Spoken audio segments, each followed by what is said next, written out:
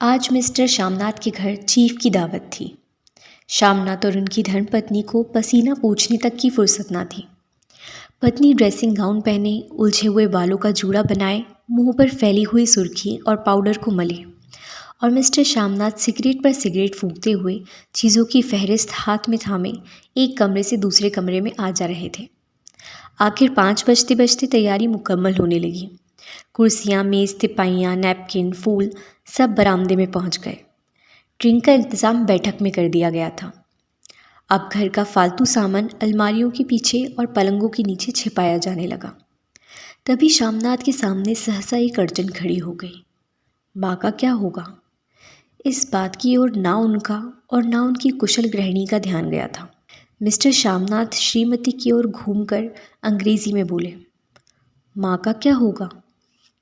श्रीमती काम करते करते ठहर गईं और थोड़ी देर तक सोचने के बाद बोली, इन्हें पिछवाड़े इनकी सहेली के घर भेज दो। रात भर बेशक वहीं रहें, कल आ जाएं। श्यामनाथ सिगरेट मुंह में रखे सिकुड़ी आंखों से श्रीमती के चेहरे की ओर देखते हुए पल भर सोचते रहे। फिर सिर हिलाकर बोले, नहीं, मैं नहीं चाहता कि वो बुढ़िया का आना जाना यहाँ फिर से शुरू हो। पहले ही बड़ी मुश्किल से बंद किया था। माँ से कहें कि जल्दी ही खाना खा के शाम को अपनी कोठरी में चली जाए। मेहमान कहीं 8 बजे आएंगे, इससे पहले ही अपने काम से निपट ले। सुझाव ठीक था, दोनों को पसंद आया, मगर फिर सहसा श्रीमती बोल उठी, जो वह सो गई और नींद में खर्राटे लेने लगी तो साथ ही तो बरामदा है जहाँ लोग खाना खाएंगे, तो इन्हें कह देंगे कि अंदर से दरवाज़ा बंद कर लें, मैं बाहर से ताला लगा दूंगा। या तो माँ को कह देता हूँ कि अंदर जाकर सोई नहीं, बैठी रहें। और क्या? और जो सो गई तो डिनर का क्या मालूम कब तक चले? 11-11 बजे तक तो आपके ड्रिंक ही होते रहते हैं। श्यामनाथ कुछ खींच उठे, हाथ झटकते हुए बोले, अच्छी भली ये भाई के पास जा रही थी, तुमने यूं ही खुद अच्छा बनने के लिए बीच में टांग अड़ा दी।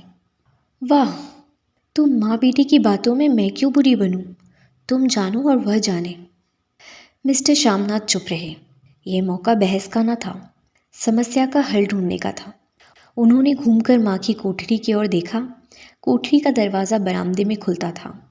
बरामदे की ओर देखते हुए झट से बोले, मैंने सोच लिया है, और उन्हीं कदमों से माँ की कोठरी के बाहर जाकर खड़े हुए। माँ दीवार के साथ एक चौकी पर बैठी दुपट्टे से मुंह सिर लपेटे माला जप रही थी। सुबह से तैयारी होती देखते हुए माँ का भी दिल धड़क रहा था। बेटे के दफ्तर का बड़ा साहब घर पर आ रहा है, सारा काम सुबीते से चल जाए। माँ, आज तुम खाना जल्दी खा लेना, मेहमान लोग 7:30 बजे आ जाएंगे। माँ ने धीरे से मुंह से दुपट्टा हटाया और बेटे की ओर देखते हुए कहा, आज मुझे खाना नहीं खाना है बेटा, तुम तो जानते हो, मांस मछली बने तो मैं कुछ नहीं खाती। जैसी भी हो, आप अपने काम से जल्दी निपट लेना। अच्छा बेटा। और माँ, हम लोग पहले बैठक में बैठेंगे, उतनी देर तुम यहाँ बरामदे में बैठना, फिर जब हम यहाँ से चले जाएं तो तुम गुसल खाने के रास्ते बैठक में चली जाना। माँ अवाक बेटे का चेहरा देखने लगी, फिर धीरे से बोली, अच्छा बेटा। और माँ, आज जल्दी सो नहीं जाना, तुम्हारे खर्राटों की आवाज़ दूर तक जाती है।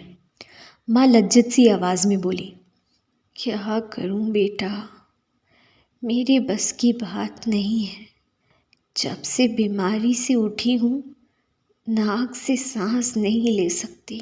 मिस्टर श्यामनाथ ने इंतज़ाम तो कर दिया, फिर भी उनकी उधेड़ बुन खत्म नहीं हुई। जो चीफ अचानक उधर आ निकला तो 8-10 मेहमान होंगे, देसी अफसर, उनकी स्त्रियां होंगी, कोई भी गुसल खाने की तरफ जा सकता है। क्षोभ और क्रोध में वह झुंझलाने लगे। एक कुर्सी को उठाकर बरामदे में कोठरी के बाहर रखते हुए बोले, आओ माँ, इस पर ज़रा बैठो तो। माँ माला संभालती पल्ला ठीक करती उठी और धीरे से कुर्सी पर आकर बैठ गई। यूं नहीं माँ, टांगे ऊपर चढ़ाकर नहीं बैठते, ये खाट नहीं है। माँ ने टांगे नीचे उतार ली, और खुदा के वास्ते नंगे पाँव नहीं घूमना, और ना ही खड़ाऊ पहनकर सामने आना। किसी दिन तुम्हारी ये खड़ाऊ उठाकर मैं बाहर फेंक दूंगा। माँ चुप रही। कपड़े कौन से पहनोगी माँ?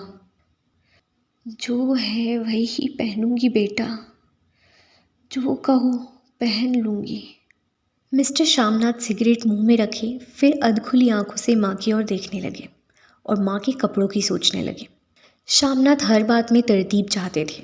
घर का सब संचालन उनके अपने हाथ में था। खूंटियाँ कमरों में कहाँ लगाई जाए, बिस्तर कहाँ पर बिछें, किस रंग के पर्दे लगाए जाएं, श्रीमती कौन सी साड़ी पहने, मेज़ किस साइज़ की हो। श्यामनाथ को चिंता थी कि अगर जीव का साक्षात माँ से हो गया तो कहीं लज्जित ना होना पड़े। माँ को सिर से पाँव तक देखते हुए बोले, तुम सफ़ेद कमीज़ और सफ़ेद सलवार पहन लो माँ, पहन के आओ तो ज़रा देखूं। माँ धीरे से उठी और अपनी कोठरी में कपड़े पहनने चली गई। यह माँ का झमेला ही रहेगा, उन्होंने फिर से अंग्रेज़ी में अपनी स्त्री से कहा। कोई ढंग की बात हो तो भी कोई कहे, अगर कहीं कोई उल्टी सीधी बात हो गई, चीफ को बुरा लग गया तो सारा मज़ा जाता रहेगा। माँ सफ़ेद कमीज़ और सफ़ेद सलवार पहनकर बाहर निकली।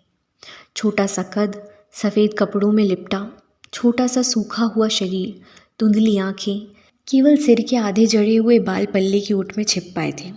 पहले से कुछ कम ही कुरूप नज़र आ रही थी। चलो ठीक है, कोई चूड़ियाँ वूड़ियाँ हो तो पहन लो, कोई हर्ज नहीं। चूड़ियाँ कहाँ से लाऊं बेटा, तुम तो जानते हो सब जेवर तुम्हारी पढ़ाई में बिक गया। यह वाक्य श्यामनाथ को तीर की तरह लगा।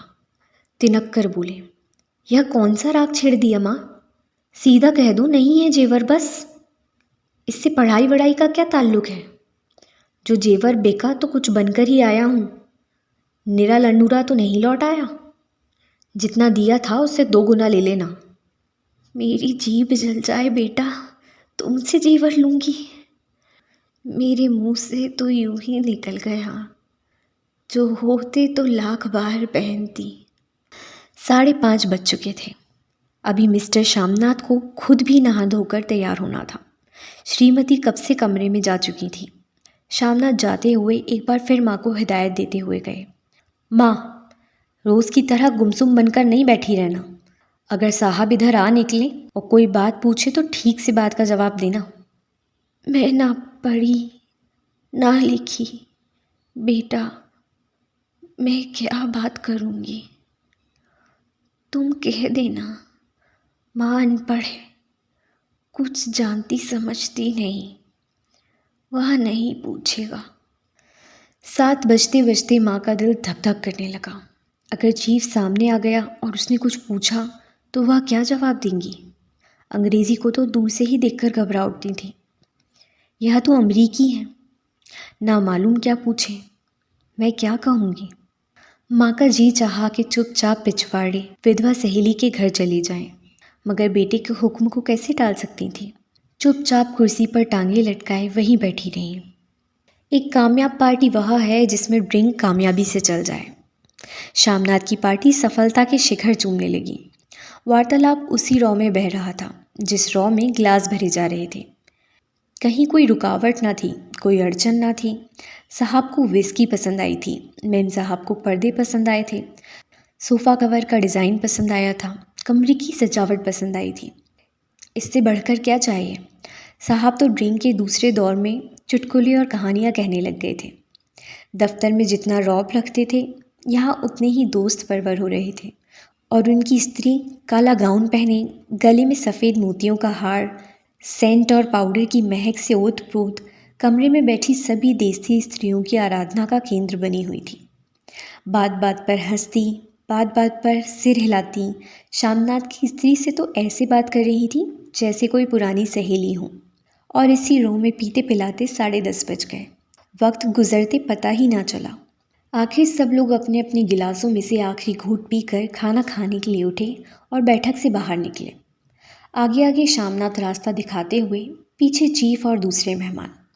बरामदे में पहुंचते ही श्यामनाथ सहसा ठिठक गए। जो दृश्य उन्होंने देखा उससे उनकी टांगें लड़खड़ा गईं और क्षण भर में सारा नशा हिरन होने लगा। बरामदे में इन कोठरी के बाहर माँ अपनी कुर्सी पर ज्यों की त्यों बैठी थी, मगर दोनों पांव कुर्सी की सीट पर रखे हुए और सिर दाएं से बाएं और बाएं से दाएं झूल रहा था और मुंह से लगातार गहरे खर्राटे की आवाज़ें आ रही थी। जब सिर कुछ देर के लिए टेढ़ा होकर एक तरफ को थम जाता तो खर्राटे और भी गहरे होते और फिर जब झटके से नींद टूटती तो सिर फिर दाएं से बाएं झूलने लगता। पल्ला सर पर से खिसक आया था और माँ के झरे हुए बाल आधे गंजे सिर पे अस्त व्यस्त बिखर रहे थे। देखते ही शामनाथ क्रुद्ध हो उठे। जी चाहा कि माँ को धक्का देकर उठा दें और उन्हें कोठरी में धकेल दें, मगर ऐसा करना संभव न था। चीफ और बाकी मेहमान पास खड़े थे। माँ को देखते ही देसी अफसरों की कुछ स्त्रियां हंस दीं और इतने में ही चीफ ने धीरे से कहा, पुअर डियर। माँ हड़बड़ाकर उठ बैठी। सामने खड़े इतने लोगों को देखकर ऐसी घबराई कि कुछ कह देना बना। झट से पल्ला सिर पर रखती हुई खड़ी हो गई और ज़मीन को देखने लगी। उनके पांव लड़खड़ाने लगे और हाथों की उंगलियां थर थर कांपने लगीं। माँ तुम जाकर सो जाओ, तुम क्यों इतनी देर रात तक जाग रही थी? और खिसियाई हुई नज़रों से शामनाथ चीफ के मुंह की तरफ देखने लगे। चीफ के चेहरे पर मुस्कुराहट थी। वह वहीं खड़े खड़े बोले, नमस्ते। माँ ने झिझकते हुए अपने सिमटते हुए दोनों हाथ जोड़े, मगर एक हाथ दुपट्टे के अंदर माला को पकड़े हुए था, दूसरा बाहर। ठीक तरह से नमस्ते भी ना कर पाई। शामनाथ इस पर भी खिन्न हो उठे। इतने में चीफ ने अपना दायां हाथ मिलाने के लिए माँ के आगे किया। माँ और भी घबरा उठी। माँ, हाथ मिलाओ। पर हाथ कैसे मिलाती? दाएं हाथ में तो माला थी। घबराहट में माँ ने बायां हाथ ही साहब के दाएं हाथ में रख दिया। शामनाथ दिल ही दिल जल उठे। देसी अफसरों की स्त्रियां खिलखिलाकर हंस पड़ीं। यूं नहीं माँ, तुम तो जानती हो दायां हाथ मिलाया जाता है, दायां हाथ मिलाओ। मगर तब तक चीफ माँ का बायां हाथ ही बार बार हिलाकर कह रहे थे, हाउ डू यू डू। कहो माँ, मैं ठीक हूँ, खैरियत से हूँ। माँ कुछ बड़बड़ाई। माँ कहती है मैं ठीक हूँ। कहो माँ, हाउ डू यू डू। माँ धीरे से सकुचाते हुए बोली, हाउ डू डू। एक बार फिर कहा उठा।